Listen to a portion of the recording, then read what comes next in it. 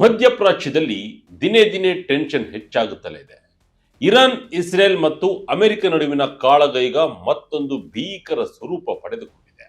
ಇದೇ ಮೊದಲ ಬಾರಿಗೆ ಇರಾನ್ ಈ ಯುದ್ಧದಲ್ಲಿ ಡ್ಯಾನ್ಸಿಂಗ್ ಮಿಸೈಲ್ಗಳನ್ನ ಕಣಕ್ಕಿಳಿಸಿದೆ.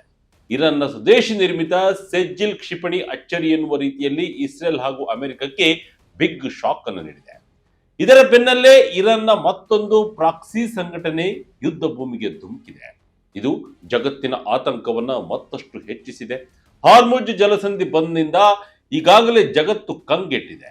ಇದರ ಬೆನ್ನಲ್ಲೇ ಯೆಮೆನ್ನ ಹೌತಿ ಬಂಡುಕೋರರು ಇನ್ನೊಂದು ಪ್ರಮುಖ ಸಮುದ್ರ ಮಾರ್ಗವಾದ ಬಾಬ್ ಎಲ್ ಮಂಡೇಬ್ ಅನ್ನ ಬಂದ್ ಮಾಡುವ ಬೆದರಿಕೆ ಹಾಕಿದ್ದಾರೆ. ಹಾರ್ಮುಜ್ನಲ್ಲಿ ಉಂಟಾಗಿರುವ ಸಮಸ್ಯೆಯನ್ನ ಪರಿಹರಿಸಲು ಟ್ರಂಪ್ ಮಾಸ್ಟರ್ ಪ್ಲಾನ್ ಮಾಡ್ತಿದ್ದಾರೆ.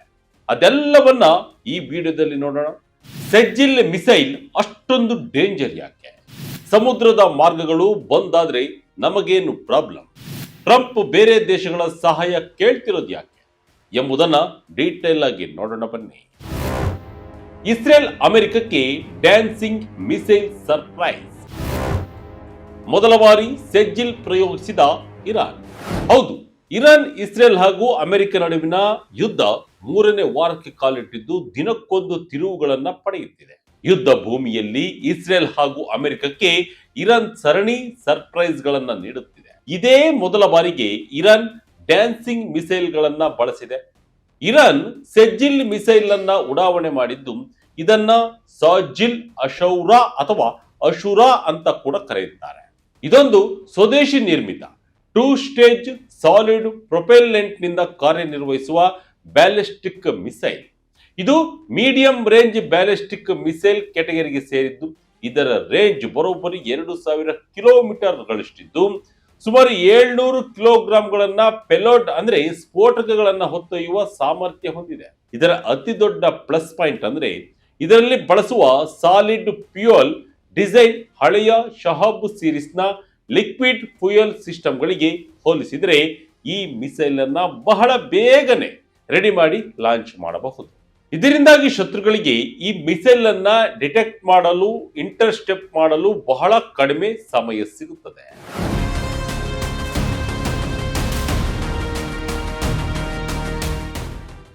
ಇನ್ನೊಂದು ಇಂಟ್ರೆಸ್ಟಿಂಗ್ ವಿಚಾರ ಅಂದ್ರೆ ಈ ಅತಿ ಎತ್ತರದಲ್ಲಿ ತನ್ನ ದಿಕ್ಕನ್ನ ಬದಲಿಸುವ ಅಂದ್ರೆ ಮ್ಯಾನ್ಯೂವರ್ ಮಾಡುವ ಕೆಪಾಸಿಟಿ ಹೊಂದಿದೆ.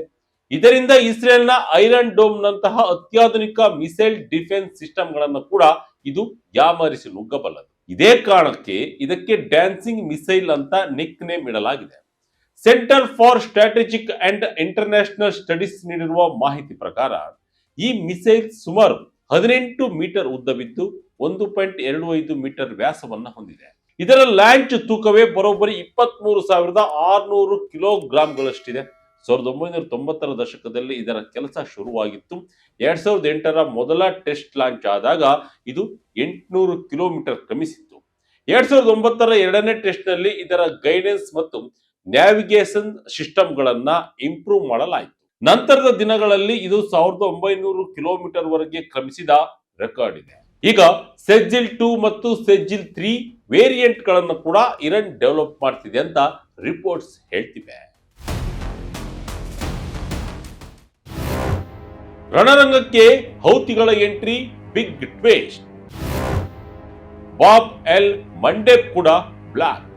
ಒಂದ್ ಕಡೆ ಡ್ಯಾನ್ಸಿಂಗ್ ಮಿಸೈಲ್ ಅಂದ್ರೆ ಮತ್ತೊಂದು ಕಡೆ ತನ್ನ ಪ್ರಾಕ್ಸಿ ಸಂಘಟನೆ ಹೌತಿಗಳನ್ನ ಯುದ್ಧ ಭೂಮಿಗೆ ಇಳಿಸಲು ಇರಾನ್ ಮುಂದಾಗಿದೆ. ಇದರಿಂದ ಯುದ್ಧಕ್ಕೆ ಭೀಕರ ಟ್ವಿಸ್ಟ್ ಸಿಗಲಿದ್ದು ಹಾರ್ಮುಜ್ ಬೆನ್ನಲ್ಲೇ ಮತ್ತೊಂದು ಪ್ರಮುಖ ಜಲಸಂಧಿ ಬಂದಾಗುವ ಆತಂಕ ಜೋರಾಗಿದೆ. ಇರಾನ್ ಬೆಂಬಲಿತ ಹೌತಿಗಳು ಯುದ್ಧಕ್ಕೆ ಎಂಟ್ರಿ ಕೊಡುವ ಭೀತಿ ಶುರುವಾಗಿದೆ. ಹೌತಿಗಳು ನೇರವಾಗಿ ಇರಾನ್ ಯುದ್ಧದಲ್ಲಿ ಭಾಗಿಯಾಗಿರಲಿಲ್ಲ, ಆದರೆ ಈಗ ನಮ್ಮ ಬೆರಳು ಟ್ರಿಗರ್ ಮೇಲಿದೆ. ಪರಿಸ್ಥಿತಿ ಡಿಮ್ಯಾಂಡ್ ಮಾಡಿದ್ರೆ ಯಾವ ಕ್ಷಣದಲ್ಲಾದರೂ ರೆಸ್ಪಾಂಡ್ ಮಾಡ್ತೀವಿ ಅಂತ ಹೌತಿ ಲೀಡರ್ ಅಬ್ದುಲ್ ಮಲಿಕ್ ಅಲ್ ಹೌತಿ ವಾರ್ನಿಂಗ್ ಕೂಡ ಕೊಟ್ಟಿದ್ದಾರೆ. ಸೌದಿ ಅರೇಬಿಯಾ ಏನಾದ್ರೂ ಇರಾನ್ ವಿರುದ್ಧ ಯುದ್ಧಕ್ಕೆ ಹೇಳಿದ್ರೆ ನಾವು ಶಿಪ್ಪಿಂಗ್ ಲೈನ್ ಗಳನ್ನ ಟಾರ್ಗೆಟ್ ಮಾಡ್ತೀವಿ ಅಂತ ಕ್ಲಿಯರ್ ವಾರ್ನಿಂಗ್ ನೀಡಿದ್ದಾರೆ. ಹೌತಿಗಳ ಈ ಬೆದರಿಕೆ ಇರಾನ್ನ 3 ಸ್ಟೇಜ್ ಸ್ಟ್ರಾಟಜಿಯ ಒಂದು ಭಾಗ ಎಂದು ತಜ್ಞರು ಹೇಳ್ತಿದ್ದಾರೆ. ಮೊದಲು ಹಾರ್ಮುಜ್ ಜಲಸಂಧಿಯನ್ನ ಬ್ಲಾಕ್ ಮಾಡುವುದು, ಎರಡನೇದು ಲೆಬನನ್ ನಲ್ಲಿ ಹೆಜ್ಬುಲ್ಲಾ ಮೂಲಕ ಇಸ್ರೇಲ್ ಅನ್ನ ಡಿಸ್ಟ್ರಾಕ್ಟ್ ಮಾಡುವುದು ಮತ್ತು ಮೂರನೇ ಹಂತವೇ ಈ ಹೌತಿಗಳ ಮೂಲಕ ಬಾಬ್ ಎಲ್ ಮಂಡೇಬ್ ಅನ್ನ ಬ್ಲಾಕ್ ಮಾಡುವುದು.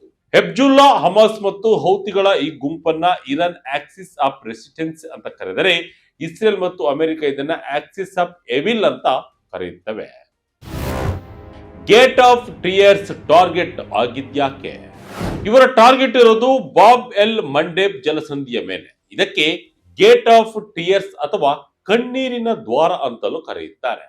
ಇದು ಕೇವಲ 29 ಕಿಲೋಮೀಟರ್ ಅಗಲ ಇರುವ ಅತ್ಯಂತ ಕಿರಿದಾದ ಮಾರ್ಗ. ಇದು ಕೆಂಪು ಸಮುದ್ರವನ್ನ ಗಲ್ಫ್ ಆಫ್ ಎಡೆನ್ ಮತ್ತು ಹಿಂದೂ ಮಹಾಸಾಗರಕ್ಕೆ ಕನೆಕ್ಟ್ ಮಾಡುತ್ತದೆ. ಏಷ್ಯಾ ಮತ್ತು ಯುರೋಪ್ ನಡುವಿನ ವ್ಯಾಪಾರಕ್ಕೆ ಸುಯೇಜ್ ಕಾಲುವೆ ಮೂಲಕ ಹಾದು ಹೋಗಲು ಇದೇ ಪ್ರಮುಖ ದಾರಿ. ಜಗತ್ತಿನ 12% ವ್ಯಾಪಾರ, 10% ಆಯಿಲ್ ಮತ್ತು ದೊಡ್ಡ ಮಟ್ಟದ LNG ಗ್ಯಾಸ್ ಈ ಮಾರ್ಗದಲ್ಲೇ ಹೋಗುತ್ತದೆ.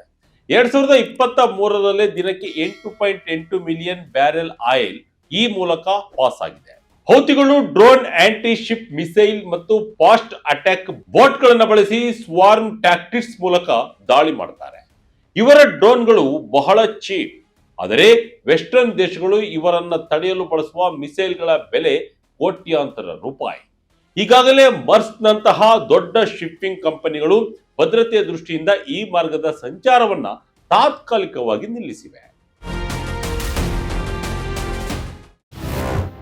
ಬಾಬ್ ಎಲ್ ಮಂಡೇಬ್ ಬಂದಾದ್ರೆ ಏನಾಗುತ್ತೆ? ಒಂದು ವೇಳೆ ಬಾಬ್ ಎಲ್ ಮಂಡೇಬ್ ಕೂಡ ಕಂಪ್ಲೀಟ್ ಆಗಿ ಬಂದಾದ್ರೆ ಏನಾಗುತ್ತೆ ಗೊತ್ತಾ?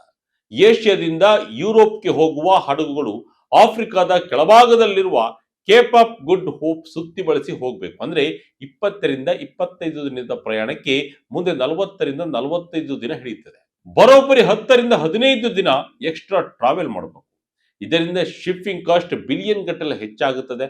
Electronics, food, machinery supply chain cut ಆಗುತ್ತದೆ. ಈಗಾಗಲೇ ಹಾರ್ಮುಜ್ ಬಂದ್ ಆಗಿರುವುದರಿಂದ ಕ್ರೂಡ್ ಆಯಿಲ್ ಬೆಲೆ $100 ಹತ್ತಿರ ಬಂದಿದೆ. ಇನ್ನು ಬಾಬ್ ಎಲ್ ಮಂಡೇಬ್ ಕೂಡ ಬಂದಾದ್ರೆ ಆಯಿಲ್ ರೇಟ್ ಗಗನಕ್ಕೆ ಏರುತ್ತದೆ. ಜೊತೆಗೆ ಇಸ್ರೇಲ್ ಸೊಮಾಲಿಲ್ಯಾಂಡ್ ನಲ್ಲಿ ತನ್ನ ಮಿಲಿಟರಿ ಬೇಸ್ ಮಾಡಲು ಹೊರಟಿದೆ. ಇದು ಕೂಡ ಯುದ್ಧವನ್ನ ಆಫ್ರಿಕಾದ ಹಾರ್ನ್ ರೀಜನ್ಗೂ ವಿಸ್ತರಿಸುವ ಅಪಾಯವಿದೆ. ಗ್ಲೋಬಲ್ ಸಪೋರ್ಟ್ ಕೇಳಿದ ಟ್ರಂಪ್ಗೆ ಶಾಕ್. ಇನ್ನು ಇದು ಒಂದು ಕಡೆಯಾದರೆ, ಹಾರ್ಮುಜ್ ಜಲಸಂಧಿಯಲ್ಲಿ ಉಂಟಾಗಿರುವ ಸಮಸ್ಯೆಯನ್ನ ಬಗೆಹರಿಸಲು ಅಮೆರಿಕದ ಅಧ್ಯಕ್ಷ ಡೊನಾಲ್ಡ್ ಟ್ರಂಪ್ ಮುಂದಾಗಿದ್ದಾರೆ. ಸ್ಟ್ರೇಟ್ ಆಫ್ ಹಾರ್ಮುಜ್ ಅನ್ನ ಓಪನ್ ಮಾಡಲು ಮತ್ತು ಅಲ್ಲಿ ಮರ್ಚೆಂಟ್ ಶಿಪ್ಗಳಿಗೆ ಸೆಕ್ಯೂರಿಟಿ ಕೊಡಲು ಒಂದು ಗ್ಲೋಬಲ್ ಕೊಯಾಲಿನೇಷನ್ ಮಾಡಲು ಮುಂದಾಗಿದ್ದಾರೆ. ವಾಲ್ ಸ್ಟ್ರೀಟ್ ಜನರಲ್ ರಿಪೋರ್ಟ್ ಪ್ರಕಾರ Trump France, UK, China, Japan ಮತ್ತು ದಕ್ಷಿಣ ಕೊರಿಯಾದಂತಹ ದೇಶಗಳ ಸಹಾಯ ಕೇಳಿದ್ದಾರೆ. ನಾವು ಈ ಜಲಸಂಧಿಯನ್ನ ಕಾಯಲು ಬೇರೆ ದೇಶಗಳ ಜೊತೆ ಮಾತುಕತೆ ನಡೆಸುತ್ತಿದ್ದೇವೆ. ಇರಾನ್ ಬಳಿ ಈಗ ಫೈರ್ ಪವರ್ ಬಹಳ ಕಡಿಮೆ ಆಗಿದೆ. ಅವರ ಮ್ಯಾನುಫ್ಯಾಕ್ಚರಿಂಗ್ ಕೆಪಾಸಿಟಿಯನ್ನ ನಾವು ನಾಶ ಮಾಡಿದ್ದೇವೆ. ಹಾಗಾಗಿ ಇದು ಬಹಳ ಸಣ್ಣ ಪ್ರಯತ್ನ ಅಂತ ಟ್ರಂಪ್ ಹೇಳಿದ್ದಾರೆ.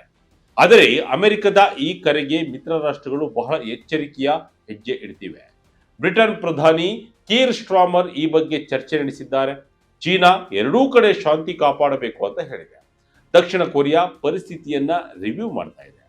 ಜರ್ಮನಿ ಅಂತೂ ನಾವು ಈ ಯುದ್ಧದ ಭಾಗವಾಗಲು ಸಾಧ್ಯವೇ ಇಲ್ಲ ಅಂತ ಡೈರೆಕ್ಟ್ ಆಗಿ ಹೇಳಿಬಿಟ್ಟಿದೆ. ಫ್ರಾನ್ಸ್ ಕೂಡ ಯುದ್ಧದ ತೀವ್ರತೆ ಕಡಿಮೆಯಾದ ಮೇಲಷ್ಟೇ ಈ ಬಗ್ಗೆ ಯೋಚಿಸಬಹುದು ಎಂದಿದೆ. ಇದರಿಂದ ಅಮೆರಿಕ ಈ ವಿಚಾರದಲ್ಲಿ ಒಂಟಿಯಾದಂತೆ ಕಾಣ್ತಾ ಇದೆ. 15,000 ಟಾರ್ಗೆಟ್ ಮೇಲೆ ಅಮೆರಿಕ ಇಸ್ರೇಲ್ ಅಟ್ಯಾಕ್. ಇನ್ನು ಇರಾನ್, ಅಮೆರಿಕ, ಇಸ್ರೇಲ್ ನಡುವಿನ ಈ ಕಾದಾಟ ಈಗ 16ನೇ ದಿನಕ್ಕೆ ಕಾಲಿಟ್ಟಿದೆ. ಇರಾನ್ ಇಸ್ರೇಲ್ ಮೇಲೆ ಮತ್ತು ಗಲ್ಫ್ ಪ್ರದೇಶಗಳಲ್ಲಿರುವ ಅಮೆರಿಕದ ಮಿಲಿಟರಿ ನೆಲೆಗಳ ಮೇಲೆ ತನ್ನ ಪ್ರತೀಕಾರದ ದಾಳಿಯನ್ನ ಮುಂದುವರೆಸಿದೆ. ಈ ಯುದ್ಧದಿಂದಾಗಿ ವೆಸ್ಟ್ ಏಷ್ಯಾದಲ್ಲಿ ವಿಮಾನಯಾನ ಮಾರ್ಗಗಳು ಮತ್ತು ಆಯಿಲ್ ಶಿಪ್ಮೆಂಟ್ಗಳಿಗೆ ಭಾರಿ ಹೊಡೆತ ಬಿದ್ದಿದೆ. ರಿಪೋರ್ಟ್ಗಳ ಪ್ರಕಾರ ಈಗಾಗಲೇ 2,000ಕ್ಕೂ ಹೆಚ್ಚು ಜನ ಸಾವನ್ನಪ್ಪಿದ್ದಾರೆ. ಇದರಲ್ಲಿ ಬಹುಪಾಲು ಇರಾನ್ ಮೂಲದವರೇ ಆಗಿದ್ದಾರೆ. ಇನ್ನೊಂದೆಡೆ ಪೆಂಟಗನ್ ಒಂದು ಶಾಕಿಂಗ್ ಅಂಕಿಅಂಶವನ್ನು ನೀಡಿದೆ. ಯುದ್ಧ ಶುರುವಾದಾಗಿನಿಂದ ಅಮೆರಿಕ ಮತ್ತು ಇಸ್ರೇಲ್ ಪಡೆಗಳು ಇರಾನ್ನಾದ್ಯಂತ ಬರೋಬ್ಬರಿ 15,000ಕ್ಕೂ ಹೆಚ್ಚು ಟಾರ್ಗೆಟ್ಗಳ ಮೇಲೆ ಸ್ಟ್ರೈಕ್ ಮಾಡಿವೆ. ಯುದ್ಧದ ತೀವ್ರತೆ ಹೆಚ್ಚಾಗುತ್ತಿರುವುದರಿಂದ ಅಮೆರಿಕ ತನ್ನ ಆಂಫಿಬಿಯಸ್ ಅಸಾಲ್ಟ್ ಶಿಪ್ ಆದ USS ಟ್ರಪೋಲಿಯನ್ನ ಸುಮಾರು 2,500 ಮೆರೈನ್ ಕಮಾಂಡೋಗಳೊಂದಿಗೆ ಆ ಪ್ರದೇಶಕ್ಕೆ ಡಿಪ್ಲಾಯ್ ಮಾಡಿದೆ.